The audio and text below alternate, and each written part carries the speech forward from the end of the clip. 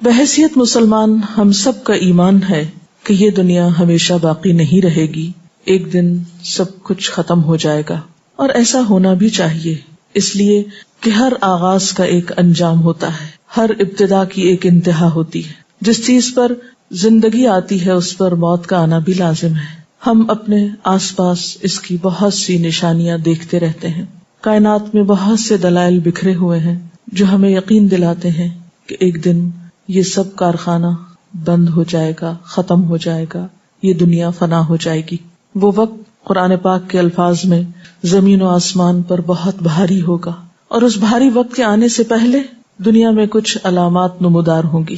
تو آج چند ایک احادیث آپ کی خدمت میں پیش کروں گی جو قیامت کی نشانیوں کے بارے میں ہیں۔ اس سے ایک تو ہمیں اپنے عمل کا جائزہ لینے کا موقع ملے گا، دوسرے ان سے یہ بات سامنے آتی ہے کہ نبی صلی اللہ علیہ وسلم کی باتیں کتنی سچی باتیں تھی۔ وہ لوگ جو حدیث کا انکار کرتے ہیں یا احادیث کا مذاق اڑاتے ہیں، وہ ان احادیث کی روشنی میں آج کے حالات کو دیکھ سکتے ہیں کہ آپ صلی اللہ علیہ وسلم نے اللہ تعالی کی بھیجی ہوئی وحی کی روشنی میں جو باتیں فرمائیں آج وہ ہم اپنی آنکھوں سے دیکھ رہے ہیں۔ بہرحال اس وقت میرے سامنے حضرت ابو ہریرہ رضی اللہ تعالی عنہ کی حدیث ہے جسے ابن خزیمہ نے روایت کیا ہے۔ رسول اللہ صلی اللہ علیہ وسلم نے فرمایا، قیامت کی نشانیوں میں سے ہے کہ آدمی مسجد کے پاس سے گزرے گا مگر اس میں 2 رکعتیں ادا نہیں کرے گا۔ آج کتنے ہی لوگ ایسے ہیں کہ جن کے گھروں کے سامنے مسجدیں ہیں، وہ دن رات مسجدوں سے آوازیں سنتے ہیں لیکن مسجد کے اندر نہیں جاتے۔ نبی صلی اللہ علیہ وسلم کے زمانے میں اس بات کا تصور ہی نہیں تھا کہ کوئی شخص اپنے آپ کو مسلمان کہے اور پھر وہ نماز نہ پڑھے۔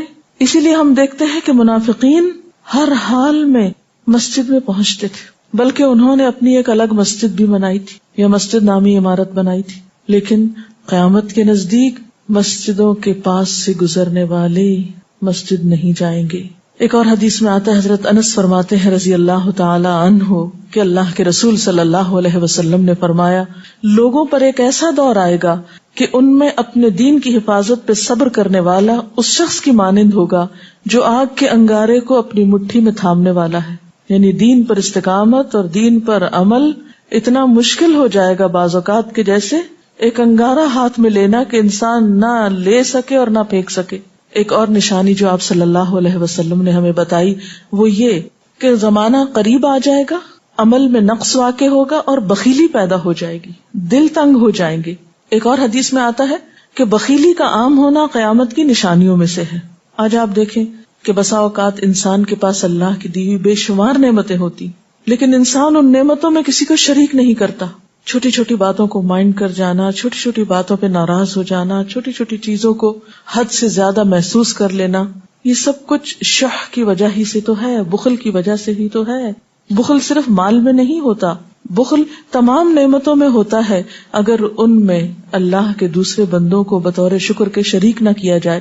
ایک اور حدیث میں آتا ہے، مجموع الزوائد میں یہ حدیث روایت ہوئی ہے، رسول اللہ صلی اللہ علیہ وسلم نے فرمایا کہ لوگ سخت اور بخیل ہو جائیں گے، یعنی ان کے دل سخت ہو جائیں گے اور ان کے اندر بخل عام ہو جائے گا۔ ایک اور نشانی قیامت کی آپ صلی اللہ علیہ وسلم نے یہ بتائی کہ مساجد میں زیب و زینت بہت ہوگی، یعنی نمازی تو کم ہوں گے لیکن مسجدیں سجائی بہت جائیں گی۔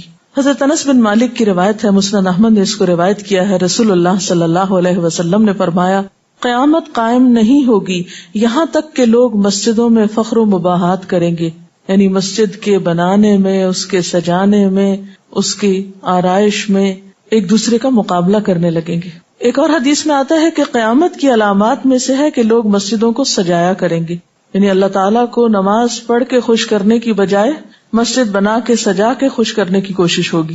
حضرت ابو الدرداء سے روایت ہے کہ جب تم لوگ مسجدوں کو سجانے لگو، قرآن کو مزین کرنے لگو تو تمہاری بربادی ہے، کیونکہ قرآن پاک پڑھنے کے لیے آیا، محض سجانے کے لیے نہیں۔ آج آپ دیکھیں کہ بسا اوقات ہم اسے پڑھتے کم ہیں، سمجھتے کم ہیں، اس کے مطابق زندگی نہیں بسر کرتے، لیکن خوبصورت انداز میں سنہری الفاظ میں لکھوا کر گھروں میں سجا دیتے ہیں۔ تو قرآن پاک سجانے کے لیے نہیں آیا، وہ تو ہدی للناس ہے، ساری انسانیت کی ہدایت کے لیے آیا ہے، لیکن ہم نے اس کا بس اتنا ہی فائدہ اٹھایا کہ اسے خوبصورت انداز میں لکھ کے طاقوں میں سجا دیا۔ اسی طرح ایک اور نشانی کہ انسان حلال حرام کی پرواہ نہیں کرے گا. رسول اللہ صلی اللہ علیہ وسلم نے فرمایا، صحیح بخاری کی روایت ہے، لوگوں پہ ایسا وقت ضرور آنے والا ہے کہ آدمی اس بات کی بالکل فکر نہیں کرے گا کہ جو مال اس نے حاصل کیا ہے وہ حلال ہے یا حرام ہے، یعنی کس ذریعے سے حاصل کیا ہے. ایک اور حدیث میں آتا ہے کہ قیامت سے پہلے سود پھیل جائے گا. ایک اور روایت میں آتا ہے کہ ہر شخص تک اس کا کچھ نہ کچھ غبار پہنچے گا، یعنی کچھ لوگ تو براہ راست اس میں انوالو ہوں گے اور کچھ لوگ انڈائریکٹلی اس سے متاثر ہوں گے. اسی طرح قیامت کی نشانیوں میں سے ایک اور نشانی دیگر امتوں کی مشابہت اور تقلید ہوگی. حضرت ابو سعید رضی اللہ تعالیٰ عنہ سے روایت ہے، رسول اللہ صلی اللہ علیہ وسلم نے فرمایا، تم اپنی سابقہ امتوں کی ایک ایک بالشت اور ایک ایک گز میں اتباع کرو گے، یعنی چھوٹے سے چھوٹے معاملے میں اور بڑے سے بڑے معاملے میں ان کی پیروی کرو گے، حتیٰ کہ اگر وہ کسی سانڈے کے سوراخ میں داخل ہوئے ہوں گے، یعنی گوہ کے سوراخ میں، تو تم بھی ان کی پیروی کرو گے، اس سوراخ میں بھی گھسو گے. ہم نے پوچھا، یا رسول اللہ صلی اللہ علیہ وسلم، کیا آپ کی مراد یہود و نصارہ ہیں؟ فرمایا، پھر اور کون؟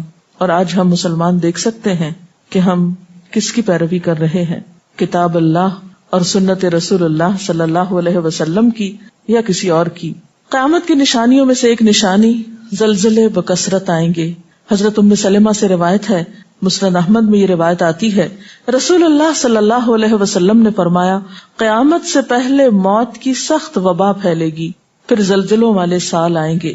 ایک اور روایت میں آتا ہے، قیامت کی نشانیوں میں سے ہے کہ ناگہانی موت کثرت کے ساتھ ہوگی، یعنی اچانک ڈیتھ، یکا یک بیٹھے بیٹھے فوت ہو گئے. امام بخاری نے اس حدیث پر کچھ شعر بھی لکھے ہیں جن کا ترجمہ ہے، فارغ وقت کو غنیمت سمجھ کر کچھ رکوع کر لو، یعنی فارغ بیٹھنے سے بہتر ہے کچھ نوافل پڑھ لو، قریب ہے کہ تیری موت اچانک واقع ہو. تم کتنے ہی صحت مند لوگوں کو دیکھتے ہو جن کی صحت مند جانیں اچانک فوت ہو جاتی ہیں، یعنی ختم ہو جاتی ہیں. حافظ ابن حجر عسقلانی جنہوں نے بخاری کی شرح لکھی ہے فتح الباری، وہ کہتے ہیں یہ عجیب اتفاق ہے کہ امام بخاری خود بھی اسی طرح اچانک فوت ہوئے تھے. یعنی اچانک موت جو ہے وہ کسی پر بھی آ سکتی ہے، کوئی نیک ہو یا بد ہو. ہم یہ نہیں کہہ سکتے کہ ہم بہت نیک ہیں یا ہم بڑے اچھے کام کرتے ہیں تو ہمارے ساتھ یہ معاملہ نہیں ہو سکتا، یہ کسی کے ساتھ بھی ہو سکتا ہے. اس لیے جو وقت آج ہمیں حاصل ہے، جو لمحات آج ہمیں ملے ہیں، ان کو غنیمت سمجھیں اور نیکی کے کام میں پیچھے نہ رہیں. پھر قیامت کی نشانیوں میں سے ایک نشانی یہ بھی بتائی گئی کہ لوگ جان پہچان والوں کو بس سلام کریں گے. عامر بن اسود فرماتے ہیں رضی اللہ تعالی عنہ کہ ہم حضرت عبداللہ بن مسعود کے ساتھ ایک مسجد میں گئے تو جماعت کھڑی تھی، پھر لوگوں نے رکوع کیا اور ہم بھی رکوع کرتے ہوئے ساتھ شامل ہو گئے. اتنے میں ایک آدمی آیا اور کہنے لگا، ابو عبد الرحمن، یہ عبداللہ بن مسعود کی کنیت ہے، آپ کو سلام. عبداللہ بن مسعود نے حالت رکوع ہی میں فرمایا، اللہ اور اس کے رسول صلی اللہ علیہ وسلم نے سچ کہا تھا. نماز کے اختتام پر کچھ لوگوں نے آپ سے پوچھا کہ آپ نے فلاں شخص کے سلام پر یہ کیوں کہا کہ صدق اللہ و رسولہ، اللہ اور اس کے رسول صلی اللہ علیہ وسلم نے سچ کہا. ابن مسعود نے فرمایا، میں نے نبی صلی اللہ علیہ وسلم سے سنا کہ قیامت کی نشانیوں میں سے ہے کہ سلام صرف پہچان والوں کو کیا جائے گا. یعنی آپ کسی مجلس میں جاتے ہیں، مسنون طریقہ کیا ہے، اگر آپ کسی گیدرنگ میں جائیں سب کو بیک وقت السلام علیکم کہیں. لیکن بہت دفعہ آپ نے دیکھا ہوگا کہ لوگ آتے ہیں، سب کو نہیں پوچھتے، ان میں سے جو جان پہچان والا ہوتا ہے اس کا نام لے کر بس سلام کرتے ہیں. پھر اسی طرح ایک اور نشانی یہ کہ لوگ دعا اور طہارت میں زیادتی کریں گے. حضرت سعد رضی اللہ تعالی عنہ سے روایت ہے، انہوں نے سنا کہ ان کا بیٹا اس طرح دعا کر رہا ہے، یا اللہ میں تجھ سے جنت کا سوال کرتا ہوں، اس کی نعمتوں کا سوال کرتا ہوں، اس کی رونقوں اور تر و تازگیوں کا سوال کرتا ہوں، وغیرہ وغیرہ، اور میں آگ سے تیری پناہ مانگتا ہوں، اس کی زنجیروں سے اور توقوں سے پناہ مانگتا ہوں. تو حضرت سعد نے فرمایا، تم نے اللہ تعالیٰ سے خیر کثیر کا سوال کیا ہے اور ضرر کثیر سے پناہ مانگی ہے، جبکہ میں نے رسول اللہ صلی اللہ علیہ وسلم سے سنا کہ ان قریب ایسے لوگ ہوں گے جو دعا میں زیادتی کریں گے. یعنی صرف یہ کہہ دینا کافی ہے کہ اللہ تو ہمیں جنت عطا فرما اور دوزخ سے بچا، اس کی بہت تفصیلات میں جانے کی ضرورت نہیں. جب جنت میں داخل ہو گئے تو سب کچھ نصیب ہو گیا، اور جب جہنم سے بچ گئے تو سب سے بچت ہو گئی. پھر آپ نے یہ آیت پڑھی، اپنے رب سے عاجزی سے دعا مانگو، یقیناً وہ زیادتی کرنے والوں کو پسند نہیں کرتا. یعنی دعاؤں میں زیادتی اور اس قسم کی تفصیلات یہ پسندیدہ نہیں ہے. تمہیں یہی کافی تھا کہ تم یوں کہتے، یا اللہ میں تجھ سے جنت اور ہر اس قول و عمل کا سوال کرتا ہوں جو جنت کے قریب کر دے، اور میں تیری پناہ چاہتا ہوں جہنم سے اور ہر اس قول و عمل سے جو جہنم کے قریب کرے. تو اتنا کہنا کافی تھا. پھر قیامت کی نشانیوں میں سے ایک نشانی آپ صلی اللہ علیہ وسلم نے یہ بھی بتائی کہ نااہل حاکم مقرر کیے جائیں گے. حضرت ابو ہریرہ سے روایت ہے کہ قیامت کی نشانیوں میں سے ہے کہ ذلیل اور کمینے لوگ نیک شریف لوگوں پر غالب ہو جائیں گے. کیوں ابن مسعود، کیا تم نے بھی یہ بات میرے محبوب صلی اللہ علیہ وسلم سے سنی ہے؟ ابن مسعود نے فرمایا ہاں رب کعبہ کی قسم. حضرت حذیفہ سے روایت ہے کہ قیامت اس وقت تک قائم نہ ہوگی جب تک کہ تم اپنے امام کو قتل نہ کرو گے، یعنی لوگ اپنے حاکموں کو مارنے لگیں گے اور اپنی تلواروں کے ساتھ آپس میں ہی لڑائی کرو گے. علاوہ ازیں تم میں سے بدترین لوگ تمہاری دنیا کے وارث ہو جائیں گے. اسی طرح قیامت کی نشانیوں میں سے ایک نشانی یہ بھی ہے، حضرت عبداللہ بن مسعود سے مروی ہے کہ رسول اللہ صلی اللہ علیہ وسلم نے فرمایا قیامت کے قریب صرف مخصوص لوگوں کو سلام کیا جائے گا. تجارت اس قدر پھیل جائے گی کہ عورت تجارت میں اپنے خاوند کا ہاتھ بٹائے گی، یعنی اتنا بزنس ہوگا کہ مرد سے اکیلے نہیں سنبھالا جائے گا، عورتیں اس میں شریک ہوں گی. رشتہ داری توڑی جائے گی، یعنی مال کثرت سے ہونے کے باوجود رشتہ داروں کا خیال نہیں رکھا جائے گا. جھوٹی گواہی دی جائے گی، حق چھپایا جائے گا اور قلم کا ظہور ہو جائے گا، یعنی نشر و اشاعت خوب ہوگی، خوب لکھا جائے گا. ایک اور روایت میں آتا ہے کہ وقت مختصر ہو جائے گا. آج آپ دیکھیے ہر شخص وقت کی کمی کی شکایت کرتا ہے. حضرت ابو ہریرہ رضی اللہ تعالیٰ عنہ سے روایت ہے رسول اللہ صلی اللہ علیہ وسلم نے فرمایا قیامت قائم ہونے سے پہلے یہ نشانی ظاہر ہوگی کہ زمانہ قریب آ جائے گا. یتقارب الزمان، سال مہینے کی طرح، مہینہ ہفتے کی طرح، ہفتہ دن کی طرح، اور ایک دن ایک گھنٹے کی طرح، اور ایک گھنٹہ آگ کے شعلے کی طرح تیزی سے گزرنے والا ہو جائے گا. اور آج آپ دیکھیے کہ اللہ کے رسول صلی اللہ علیہ وسلم کی یہ بات کتنی سچ معلوم ہوتی ہے کہ ہر شخص وقت کی کمی کا شکار ہے اور پتہ ہی نہیں چلتا ہفتہ گزر گیا، پتہ ہی نہیں چلتا مہینہ گزر گیا، پتہ ہی نہیں چلتا سال گزر گیا، پتہ ہی نہیں چلتا اتنی عمر گزر گئی، کل کی بات لگتی ہے. اور انڈائریکٹلی یہ اشارہ اس بات کی طرف کہ زندگی کی رفتار بہت تیز ہو جائے گی، یعنی فاسٹ لائف جس کو آپ کہتے ہیں اس کا شکار ہو جائے گا. ایک اور روایت میں آتا ہے کہ دنیا محبوب ہو جائے گی، موت سے نفرت ہو جائے گی. حضرت ابو ہریرہ سے روایت ہے رسول اللہ صلی اللہ علیہ وسلم نے حضرت ثوبان سے فرمایا اے ثوبان، اس وقت تمہارا کیا حال ہوگا جب دوسری امتیں تم پر اس طرح ٹوٹ پڑیں گی جس طرح تم کھانے کے برتن پہ ٹوٹ پڑتے ہو. ثوبان نے کہا میرے ماں باپ آپ پہ قربان، اے اللہ کے رسول صلی اللہ علیہ وسلم، کیا اس وقت ہم تعداد میں کم ہو جائیں گے؟ فرمایا نہیں، بلکہ تم کثرت میں ہوگے، لیکن اللہ تعالیٰ تمہارے دلوں میں وہن ڈال دے گا. صحابہ نے پوچھا یا رسول اللہ صلی اللہ علیہ وسلم وہن کیا چیز ہے؟ آپ نے فرمایا دنیا سے محبت اور جہاد سے نفرت. اور ایک روایت میں آتا ہے دنیا سے محبت اور موت سے نفرت. اسی طرح نیک لوگ آہستہ آہستہ کم ہو جائیں گے. رسول اللہ صلی اللہ علیہ وسلم نے فرمایا نیک لوگ یکے بعد دیگرے رخصت ہوتے جائیں گے، فوت ہوتے جائیں گے. فضول لوگ باقی رہ جائیں گے، بیکار نکمے. جس طرح جو کا بھوسا یا ردی کھجور باقی رہ جاتی، اللہ تعالیٰ ان فضول لوگوں کی کچھ پرواہ نہ کرے گا. کوڑے کرکٹ کی طرح ہوں گے جن کی کچھ پرواہ نہ کرے گا کہ ان کو پھینک دیا جائے یا کاٹ دیا جائے یا کہیں جلا دیا جائے. ایسے لوگوں کی اللہ تعالیٰ کو کچھ بھی ضرورت نہیں ہوگی. حضرت عمرو بن شعیب اپنے والد سے اور اپنے دادا سے روایت کرتے ہیں رسول اللہ صلی اللہ علیہ وسلم نے فرمایا لوگوں پر ایک ایسا وقت آئے گا کہ ان کی خوب چھانٹی صفائی کی جائے گی تو فضول لوگ باقی رہ جائیں گے اور نیک لوگ ختم ہو جائیں گے. پھر آپ نے اپنے دونوں ہاتھوں کی انگلیوں کو آپس میں ملا کر فرمایا اس طرح ان کے وعدے اور امانتیں خلط ملط ہو کر رہ جائیں گے اور وہ اختلافات کا شکار ہو جائیں گے. یعنی نہ ان میں وعدوں کا پاس ہوگا نہ امانتوں کی ادائیگی کا احساس ہوگا، اور وہ ایک ہی چیز جانیں گے اور وہ لڑائی جھگڑا اختلافات. کیونکہ کوڑا کرکٹ ہے نا، کوئی وزن تو اس کا ہے نہیں، کوئی اصول تو ہے نہیں، کسی نیک کام میں استقامت تو ہے نہیں. بس جدھر کو پانی جا رہا ہے اس پہ بہ رہے ہیں، ہوا چل رہی ہے اس پہ اڑ رہے ہیں. تو ایسے نکمے اور بیکار لوگ باقی بچیں گے اور پھر ایک دن دنیا اپنے اختتام کو پہنچ جائے گی. ہر گھر میں فتنہ داخل ہو جائے گا. حضرت عوف بن مالک فرماتے ہیں کہ میں غزوہ تبوک کے موقع پر رسول اللہ صلی اللہ علیہ وسلم کی خدمت میں حاضر ہوا جبکہ آپ اس وقت چمڑے کے ایک خیمے میں تشریف فرما تھے. آپ نے فرمایا قیامت کی 6 نشانیاں گن لو. پھر ایک ایسا عام اور تباہ کن فتنہ ہوگا کہ عرب کا کوئی گھر بھی اس کی لپیٹ میں آنے سے محفوظ نہ رہ سکے گا. تو اللہ تعالیٰ سے دعا ہے کہ وہ ہمارے ایمان اور عمل کی حفاظت فرمائے اور ہمیں نیکی کی توفیق عطا فرمائے، اپنی ذمہ داریوں کو صحیح معنوں میں پورا کرنے کی توفیق عطا فرمائے.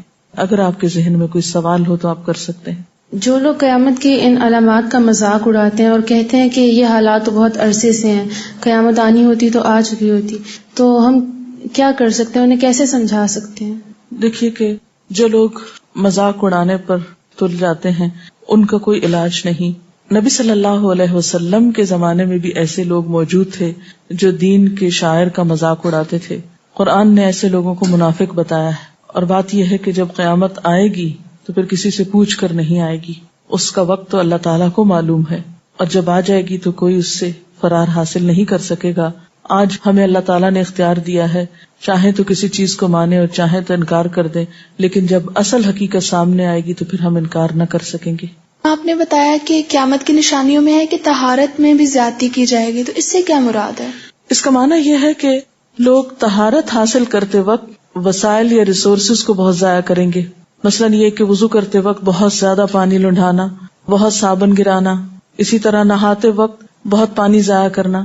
نبی صلی اللہ علیہ وسلم کے زمانے میں پانی کی قلت بھی ہوتی تھی، لیکن اس کے باوجود آپ صلی اللہ علیہ وسلم کی تعلیمات میں ہے یہ بات کہ ایک شخص کو آپ نے فرمایا تھا کہ خواہ تم دریا کے کنارے بیٹھے ہو پھر بھی وضو کے لیے اتنا ہی پانی لو جتنا تمہاری ضرورت ہے، یعنی بہت زیادہ پانی ضائع نہ کرو. آج ہم دیکھتے ہیں کہ بہت سے وسائل کے ذریعے پانی کا حصول بعض علاقوں میں بہت آسان ہو گیا ہے اور لوگ بہت ناقدری کے ساتھ پانی ضائع کرتے ہیں. مثلاً بعض دفعہ دیکھا گیا ہے کہ برش کرنے کے وقفے میں ٹیپ کھول دی جاتی ہے، بعض اوقات 5 منٹ تک ٹیپ میں سے پانی بہتا رہتا ہے اور آرام آرام سے لوگ اپنی طہارت اور صفائی کا اہتمام کرتے رہتے ہیں. تو کسی بھی طرح کے وسائل کو ضائع کرنا جو ہے وہ اسلامی تعلیمات کے خلاف ہے، خواہ وہ دین کے کسی کام کے کرنے میں ہی کیوں نہ استعمال کیے جائیں، وضو جیسی چیز میں ہی کیوں نہ استعمال کیے جا رہے ہوں. تو طہارت میں مبالغہ آرائی کا مطلب یہی ہے، وسائل کا ضیاع. دعا میں زیادتی کا مقصد کیا لمبی دعاؤں کا بھی مراد یہ ہوگا؟ اصل میں دعا تو حسب ضرورت کی جا سکتی ہے، حسب موقع. کبھی آپ کے پاس وقت زیادہ ہوتا ہے تو آپ دیر تک بھی دعا کر سکتے ہیں، مخصوص اوقات میں، مخصوص قبولیت کی جگہوں پر. لیکن سنت کے طریقے سے ہٹ کر مبالغہ آرائی کے انداز میں دعا کرنا اور پھر ردیف قافیے ملا کر دعا کرنا یا شعر و شاعری کے انداز میں دعا کرنا، ان چیزوں سے منع کیا گیا. نبی صلی اللہ علیہ وسلم نے فرمایا، قیامت کے آنے سے پہلے مال و دولت کی اس قدر کثرت ہو جائے گی اور لوگ اس قدر مالدار ہو جائیں گے کہ اس وقت صاحب مال کو اس بات کی فکر ہوگی کہ اس کی زکوٰۃ کون قبول کرے گا، اور اگر کسی کو دینا بھی چاہے گا تو اس کو یہ جواب ملے گا کہ مجھے اس کی حاجت نہیں. یعنی لا تقوم الساعة حتى يكثر فيكم المال. ایک تو یہ دور گزر چکا ہے جس میں مسلمانوں کے اندر ایسا دور آیا تھا، لیکن ہو سکتا ہے کہ پھر ایسا دور آئے. ایک چیز جس میں سیکھنے کی ہے وہ یہ کہ زکوٰۃ لینے والا کوئی نہ ہوگا. اس سے کیا بات سمجھ میں آتی ہے اور فکر کس بات کی کرنی چاہیے؟ یعنی فرض کیسے ادا کریں گے اگر کوئی لینے والا نہ ہو. دوسری بات یہ ہے کہ اگر کوئی لینے والا نہیں تو ہمیں نیکی کا موقع کیسے ملے گا؟ بعض اوقات ہم اپنے ایک فرض کو اپنے لیے مشکل سمجھتے ہیں اور اپنے اوپر ایک بوجھ سمجھتے ہیں، لیکن اس پر بھی شکر ادا کرنا چاہیے کہ اللہ نے کچھ چیزیں ہم پر فرض کر دی اور فرض کر کے ہمیں ان کی ادائیگی کی توفیق دی اور اس کے ذریعے ہمیں نیکی کا موقع عطا کیا. اگر فرض نہ ہو تو شاید ہم کریں بھی نہ. صدقے کے بارے میں اکثر سوچتے رہتے ہیں اچھا کریں گے اور پھر بھول جاتے ہیں. تو پھر یہ ہے کہ اگر کوئی لیتا ہے ہم سے کچھ تو ہم اس پر احسان نہ جتایا کریں، بلکہ اس بات پر شکر کیا کریں کہ اس نے لے کر ہمیں نیکی کا موقع عطا کیا. زکوٰۃ ادا نہ کریں تو مال بھی پاک نہیں ہوتا. دیکھیے ہمیشہ جب بھی آپ کوئی حدیث پڑھیں نا تو اس کے جو الفاظ ہیں ان پر غور کیا کریں. ہمارے ہاں عام طور پہ یہ ٹرینڈ ہو گیا کہ ہم اس کو جنرلائز کر کے اس سے قیاس آرائی شروع کر دیتے ہیں. شاید یہ ہو سکتا ہے بعد کی بات ہے، پہلے اس کے الفاظ پر ہو بہو غور کے کہا کیا گیا. کسی بھی بات کو سمجھنے کا بہترین طریقہ یہ ہے کہ جو کہا گیا اور جیسے کہا گیا اور جس کانٹیکسٹ میں کہا گیا ہو اس کو پوری توجہ سے سمجھا جائے. ٹھیک ہے، خصوصاً قرآن مجید اور نبی صلی اللہ علیہ وسلم کے جو الفاظ ہیں ان میں بہت ہی احتیاط برتی جائے، کیونکہ تعویل سے انٹرپریٹیشن کرنا جو ہے یہ بہت خطرناک ٹرینڈ ہے. اس کی سزا معلوم ہے آپ کو؟ کیا علوم القرآن پڑھا ہے؟ تفسیر بالرائے کے بارے میں کیا پڑھا ہے؟ علوم القرآن پڑھا ہے؟ اچھا آپ کل دیکھ کے آئیے. ٹھیک ہے، لکھیے ہوم ورک، اپنی رائے سے تفسیر کرنا، یعنی قرآن مجید کو اس کے اصل کانٹیکسٹ میں نہ دیکھنا. مثلاً آپ دیکھیں کہ تفسیر کے جو اصول ہیں وہ کیا ہیں. سب سے پہلے قرآن کو کس سے سمجھا جائے؟ خود قرآن سے، پھر حدیث، پھر اس کے بعد اقوال صحابہ. ٹھیک، لیکن اگر اس طریقے کو چھوڑ کر کوئی اور طریقہ اختیار کر لیا جائے کہ محض لغت کی بنیاد پر یا محض اپنے عقل اور قیاس آرائیوں کی بنیاد پر، اپنی رائے اور اپنی سمجھ کی بنیاد پر، تو یہ قرآن مجید کے ساتھ زیادتی ہوگی. اس کی اجازت نہیں، کیونکہ نہ ہم اس کے اتارنے والے ہیں اور نہ ہی ہم اس کے اس طرح سمجھنے والے ہیں جس طرح انہوں نے اس کو سمجھا جن پر یہ نازل کیا گیا تھا. تو سب سے پہلے انہی سے پوچھیں گے، انہی کا فرض ہے، انہی کا حق ہے کہ وہ ہمیں بتائیں. وَأَنزَلْنَا إِلَيْكَ الذِّكْرَ لِتُبَيِّنَ لِلنَّاسِ مَا نُزِّلَ إِلَيْهِمْ. اس اصول کو یاد رکھنا چاہیے کہ ہم نے آپ کی طرف ذکر نازل کیا تاکہ آپ لوگوں کو بیان کریں، لوگوں کو واضح کریں کہ ان کی طرف کیا اتارا گیا ہے. ٹھیک ہے، تو الفاظ کیا کہتے ہیں کہ لوگ اس قدر مالدار ہو جائیں گے کہ اس وقت صاحب مال کو اس بات کی فکر ہوگی کہ اس کی زکوٰۃ کون قبول کرے گا. کتنے واضح اور صاف الفاظ ہیں، اس میں اور کوئی گنجائش نہیں نکلتی ادھر ادھر کی بات کی. اگر کسی کو دینا بھی چاہے گا تو اس کو یہ جواب ملے گا کہ مجھے اس کی حاجت نہیں، کیونکہ وہ زکوٰۃ کا مستحق نہیں ہوگا. ٹھیک ہے، ہم یہ کہہ سکتے ہیں کہ ایسا ہو چکا ہے. اگر کوئی چیز ہو چکی ہو تو ہم یہ کہہ سکتے ہیں کہ ایسا ہو چکا ہے، لیکن اس سے یہ نہیں کہہ سکتے کہ یہ ایک ہی بار ہوگا. ٹھیک ہے، کیونکہ آپ نے جو الفاظ فرمائے وہ یہ کہ لا تقوم الساعہ، قیامت آئے گی نہیں جب تک یہ ہو نہ جائے. اب ہو تو چکا، لیکن ہو سکتا ہے کہ پھر ہو جائے. پھر حلال و حرام کی تمیز ختم ہو جائے گی. نبی صلی اللہ علیہ وسلم نے فرمایا ایک زمانہ ایسا آئے گا کہ انسان اس کی پرواہ نہ کرے گا کہ مال اس نے کہاں سے لیا، حلال طریقے سے یا حرام طریقے سے، یعنی یہ تمیز مٹ جائے گی، اس کا احساس ہی ختم ہو جائے گا. ایک اور حدیث میں آتا ہے السلسلہ صحیحہ کی، نبی صلی اللہ علیہ وسلم نے فرمایا قیامت اس وقت تک قائم نہ ہوگی جب تک کہ فطریں ظاہر نہ ہوں. جھوٹ عام ہو جائے گا، منڈیاں قریب ہو جائیں گی. وَتَتَقَارَبُ الْأَسْوَاقُ، اسواق سوق کی جمع ہے، بازار قریب قریب آ جائیں گے. کیا مطلب اس کا؟ بہت شاپنگ مالز بن جائیں گے، ہر طرح کی شاپنگ آپ ایک ہی جگہ کر لیں گے، قریب قریب آ جائیں گے، ایک ہی چھت تلے سب چیزیں، سوئی سے لے کے کار تک ایک ہی جگہ مل جائے گی. ایک معنی یہ ہو سکتا ہے گلوبل مارکیٹ. ٹھیک ہے، یعنی کہ مختلف چیزیں ہو سکتی، بازاروں کی کثرت ہو جائے گی، ضرورت ہو یا نہ ہو. جی ای مارکیٹنگ ہوتی ہے، گھر پہ ایک کلک کے ساتھ آپ لے لیں جو لینا چاہتے ہیں. تتقارب الاسواق ویتقارب الزمان، اور وقت قریب آ جائے گا، یعنی وقت جلدی گزرے گا. یہ کہیے ویکثر الحرج، اور حرج زیادہ ہوگا. کہا گیا کہ حرج کے کیا معنی؟ فرمایا قتل. ایک اور روایت میں آتا ہے صحیح بخاری، قیامت اس وقت تک قائم نہ ہوگی جب تک کہ لوگ بڑی بڑی عمارتوں پر آپس میں فخر نہ کریں. ہائی رائزز پر فخر کریں گے کہ کس کی عمارت کتنی زیادہ لمبی ہے. ایک تو یہ کہ ایک علاقے کے لوگ، اور ایک یہ کہ پھر دنیا بھر ایک دوسرے سے مقابلہ کرنے لگے کہ کس ملک کا ٹاور کتنے فٹ ہے، اور پھر اس کو پیچھے چھوڑنے کے لیے ایک اور ملک مقابلے میں آ جائے، پھر اس کے لیے ایک اور آ جائے. اللہ عالم. رسول اللہ صلی اللہ علیہ وسلم نے فرمایا، ایک اور حدیث ہے صحیح ترغیب و ترہیب کی، ان قریب میری امت میں ایسے لوگ ہوں گے جو طرح طرح کے کھانے کھائیں گے، رنگ برنگے مشروب پیئیں گے، طرح طرح کے کپڑے پہنیں گے، ڈیزائنرز، گفتگو میں بے احتیاطی کریں گے، طرح طرح کی سواریوں پر سوار ہوں گے. وہ میری امت کے بدترین لوگ ہوں گے. آپ دیکھیے کہ سارا کمپٹیشن کس میں رہ گیا ہے. یہ ضروریات ہیں انسان کی، لیکن اب یہ ضروریات سے آگے بڑھ کے دکھاوا، نمائش اور مقابلہ بازی اور اسٹیٹس سمبل بن گئی ہیں چیزیں. یأکلون الوان الطعام ویشربون الوان الشراب ویلبسون الوان الثیاب ویتشدقون فی الکلام. پھر ایک اور روایت میں آتا ہے انسانوں سے زیادہ جانوروں پر خرچ ہوگا. نبی صلی اللہ علیہ وسلم نے فرمایا لوگوں پر ایسا وقت بھی آئے گا کہ ان کے دل اجمیوں کے دلوں کی مانند ہو جائیں گے. قلوبہم قلوب الاعاجم، دنیا کو ترجیح دیں گے، اور ان کا طریقہ اعراب والا ہوگا. جو بھی رزق ان کے پاس آئے گا وہ اس کو جانوروں پر لگا دیں گے، جہاد کو تکلیف سمجھیں گے، زکوٰۃ کو جرمانہ سمجھیں گے، اور چٹی تصور کریں گے. مغرمن، ابھی تک کتوں کی جو غذاؤں کے وہ آپ نے منظر نہیں دیکھے کہ یعنی کہ صرف کھانے پینے میں نہیں بلکہ ان کی جیکٹس اور ان کے کھلونے اور ان کی شیمپو اور ان کے برش اور پھر ان کے آئس کریم اور ان کی یعنی ہر وہ چیز جو انسانوں کے لیے ہے اس سے ملتی جلتی چیزیں مخصوص ان کے لیے. ان کی بھی چوائسیز ہوتی ہیں کیا کھانا اور کیا نہیں. خواتین اور علامات قیامت، کان کھول کے سنیے، آنکھیں کھول کے رکھیے، سوئیے نہیں، کوئی سو رہا تو اس کو بھی جگا دیجیے. تو خواتین اور علامات قیامت. رسول اللہ صلی اللہ علیہ وسلم نے فرمایا میری امت کے آخری زمانے میں لوگ کجاووں کی طرح زینوں پر سوار ہوں گے. کجاوا کیا ہوتا ہے؟ جو اونٹ کے اوپر رکھا جاتا ہے. اس کی طرح زینوں پر سوار ہوں گے. وہ مساجد کے دروازوں پر اتریں گے، یعنی کہ ان کی جو سواری ہوگی عین مسجد کے دروازے پہ جا کے رکے گی، اس کے سامنے اتریں گے، پھر مسجد میں جائیں گے. پیدل نہیں جائیں گے.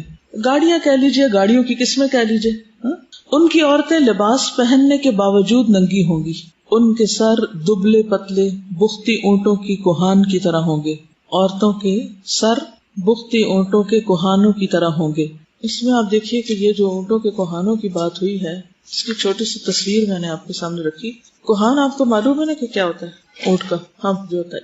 کوہان تو پتہ ہی نا اونٹ کا، یعنی ان کے سر پیچھے سے ان کے بال اٹھے ہوئے ہوں گے.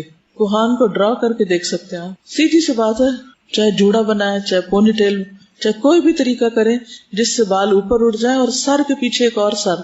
کیونکہ کوہان میں آپ دیکھیے کہ اس طرح کی، یعنی یہ گردن کے ساتھ اوپر جاتا ہے نا اونٹ کے، یعنی کہ بیک، اور پھر اس کے بعد یوں اوپر اور جاتا ہے. ایسی عورتیں ملعون ہیں، ان پر لعنت کرنا.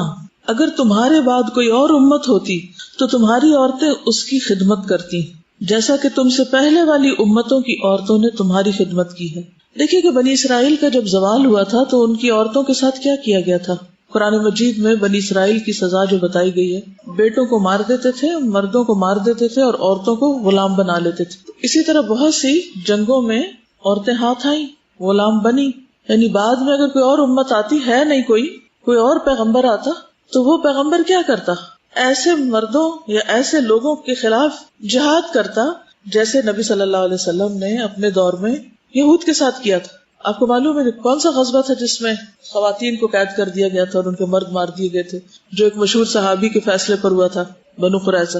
ان کے جتنے بھی جوان لڑکے اور مرد تھے وہ سارے ختم کر دیے گئے تھے اور ان کی عورتوں کے ساتھ کیا کیا گیا تھا؟ غلام بنایا گیا تھا. ٹھیک، تو فرمایا اگر کوئی اور امت آتی، یعنی اتنا زوال ہو جائے گا مسلمان امت میں کہ لٹرلی وہ اس قابل ہو جائیں گے کہ بس وہ پھر واقعی غلام بنا لیے جائیں. کیونکہ جو قوم اللہ کے حکم کی اطاعت نہیں کرتی اور اللہ کی فرما برداری میں جھجک محسوس کرتی اور غیر قوموں کی تقلید کرتی اور ان کو فالو کرتی، تو پھر وہ ان کی غلام بنا دی جاتی. دیکھیے سر کے اندر تو غلامی ہے ہی ہے نا، کہ نہیں ہے نا. وہ تو ایسی مروبیت ہے کہ اس کے بغیر کچھ سوچ نہیں پاتے اور وہ نکل کے باہر بھی آ جاتی. ہمارے ہیئر سٹائل میں، ہمارے سکارف لینے کے سٹائل میں، ہمارے لباس میں، ہماری باقی چیزوں میں، جب تک اس کا کوئی نہ کوئی اثر ہمارے اوپر نظر نہ آئے تو لگتا ہے جیسے ہم پڑھے لکھے ہی نہیں ہیں. اس کے بغیر ہمیں لگتا ہے کہ ہم بیکورڈ ہیں. معلوم نہیں وہ کون سا کیڑا گھس گیا ہمارے دماغ میں کہ جس سے میں جنرل بھی بات کر رہی ہوں کہ مسلمان عورتوں کے اندر یہ آ گیا کہ جب تک ہم دوسروں کی غلامی اختیار نہیں کریں گے تو شاید ہم عزت سے سر نہیں اٹھا سکتے. اس طرح کا حلیہ اور اس طرح کا ڈریس عموماً کسی ضرورت کے تحت نہیں بنایا جاتا. کس لیے ہوتا ہے؟ تاکہ ہم کانفیڈنٹ نظر آئیں، بہتر نظر آئیں، ایک سٹائل کے لیے. لیکن نبی صلی اللہ علیہ وسلم نے اس پر اتنی سخت الفاظ استعمال کیے. ضرور اس میں حکمت ہے کوئی، کیونکہ یہ ساری چیزیں ایک خاص ٹرینڈ کی آئیڈینٹیفیکیشن بھی ہوتی ہیں اور ایک خاص ٹرینڈ سیٹ بھی کرتی ہیں اور ایک خاص طریقے کو جنم دیتی ہیں. کیونکہ جو لباس ہوتا ہے انسان کا، یہ جو سٹائل ہوتا ہے، وہ اس کی گفتگو، اس کے سوچنے کے انداز اور اس کی چال ڈھال، ہر چیز پر اثر انداز ہوتا ہے. دوسرے لوگوں کا بھی اس شخص کے بارے میں اسی طرح کا ایک نقطہ نظر ہوتا ہے. تو یہ جو آپ نے فرمایا نا کہ اگر تمہارے بعد کوئی اور امت ہوتی تو تمہاری عورتیں ان کی ایسی خدمت کرتی جیسے تم سے پہلی والی امتوں کی عورتوں نے تمہاری کی ہے، یعنی غلامی. ایک اور حدیث میں فرمایا، صحیح مسلم کی حدیث ہے، رسول اللہ صلی اللہ علیہ وسلم نے فرمایا دوزخ والوں کی 2 قسمیں ایسی ہیں کہ جنہیں میں نے نہیں دیکھا. ایک قسم تو ان لوگوں کی ہے جن کے پاس بیلوں کی دموں کی طرح کوڑے ہیں جس سے وہ لوگوں کو مارتے ہیں، ظالم حکمران یعنی. دوسری قسم ان عورتوں کی ہے جو لباس پہننے کے باوجود ننگی ہیں، وہ سیدھے راستے سے بہکانے والی اور خود بھی بھٹکی ہوئی ہیں. ان عورتوں کے سر بختی اونٹوں کی طرح ہوتے ہیں. وہ عورتیں جنت میں داخل نہ ہوں گی اور نہ ہی جنت کی خوشبو پا سکیں گی. جنت کی خوشبو اتنی مسافت سے محسوس کی جا سکتی. وہ کون سا لباس ہے جسے پہن کر بھی انسان ننگا نظر آتا ہے؟ آپ بتائیں. It can be short, it can be tight, it can be see through. اس کے لیے کیا کرنا چاہیے؟ بعض اوقات ہمیں خود اپنا لباس نہیں نظر آ رہا ہوتا نا، کیونکہ ہم آئینہ نہیں دیکھتے، ہمیں پتہ نہیں چلتا کہ ہم نے کیا پہنا ہوا ہے. تو کیا آپ اجازت دیں گے کہ دوسرے آپ کو بتا سکے کہ آپ کا لباس اس زمرے میں آتا ہے جس کا ذکر کیا گیا؟ کیوں اجازت دیں گے اور کیوں نہیں دیں گے؟ کیا کرنا چاہیے؟ کچھ تو مشورہ دیجیے. اصلاح کرنی چاہیے ہمیں اپنی یا نہیں کرنی چاہیے؟ کرنی چاہیے الحمدللہ، احساس تو ہے کہ اصلاح کرنی چاہیے. پھر اگلے مرحلے پر کیا کرنا چاہیے؟ امر بالمعروف اور نہی عن المنکر کرنا چاہیے یا نہیں کرنا چاہیے؟ کرنا چاہیے. کیسے کرنا چاہیے؟ کیسے کریں گی آپ؟ پیچھے جاتی ہوئی کسی بچی کا اسکارف کھینچ کے اس کو اپنی طرف متوجہ کریں گی اور پھر آپ آنکھیں دکھائیں گے اور پھر کہیں گی یہ دیکھو.